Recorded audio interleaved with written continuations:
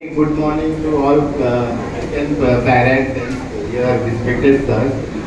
तर मला अंशाबद्दल बोलायचं होतं की अंश 5वीला असताना त्याचं काही गोल्स वगैरे काही नव्हतं. तो काय होणार आहे बेटा, तर त्याला माहितीच नव्हतं की काय होणार काय होणार. पप्पा मला अजून काही मी ठरवलं नाही.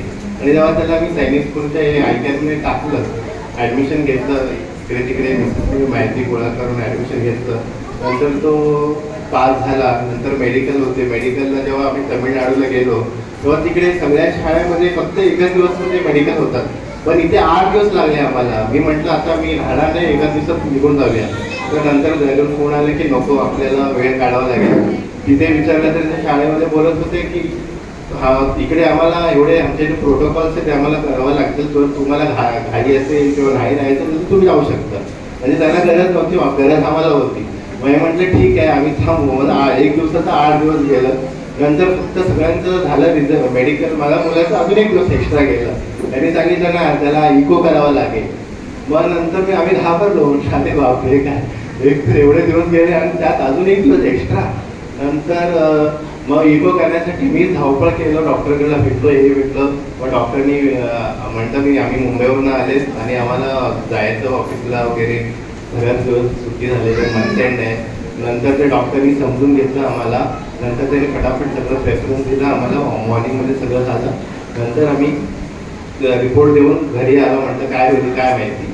तर घरी तसंच मुंबईवरनं जसं तमिळनाडूवरनं जसं इथे आलो लगेच फोन आला की your son got selected, please come to the admission for with documentation. मग नंतर परत गेलो, ॲडमिशन वगैरे घेतलं. नंतर आता मुलगा तिकडे आहे.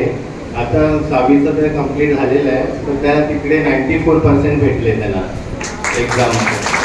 आणि त्याला इथे आल्यावर त्याला विचारलं की तुझा आता गोल काय आहे बेटा. तर आता तो बोलतो मग मला IAS ऑफिसर बनवायचं पप्पा. म्हटलं अरे वा, काय बनायचं ते तू तुझं गोल ठरवलं ना बेटा, तर मी तुला सपोर्ट करेन. तुझं जे काय करायचं असेल ते कर. IAS ऑफिसर पण चांगलं आहे. नंतर तो आता 7वीला गेला आणि तिथे ॲडमिशन झाली. तिथे आता शाळा सुरू झाली, सोडून आलं. आता त्याचा फोन येतो आम्हाला सारखा की पप्पा तुम्ही कसे आहात, सगळे कसे आहात, घरचे कसे आहेत, मी मिस करतो सगळ्यांना. पण कधी आम्हाला बोलत नाही की तुम्ही फोन करता की नाही. स्वतःच फोन करतो आणि जर बोलतो की जर आम्ही फोन नाही केलं तर समजून की आम्ही जरा बिझी आहे, जर फोन नाही केलं तर विसरलो असेल तर मी नेक्स्ट डे फोन करत आहे. आणि तसंच 2-3 दिवसांनी रोज जसा वेळ पडतो तसा फोन करत असतो. आणि एकदम खूपच बदल झाले आहेत त्याच्यात. म्हणजे पर्सनॅलिटी आणि अटॅचमेंट्स वगैरे सगळ्यांची केअर करायची, हे ते. घरात असताना नुसतं मोबाईल खेळत बसायचं, पण आता स्वतःचंही लक्ष घेतो आणि दुसऱ्या घरचे पण सगळ्यांच्याबद्दल विचारत असतो. And really I appreciate him and really I love him and miss him. Thank you.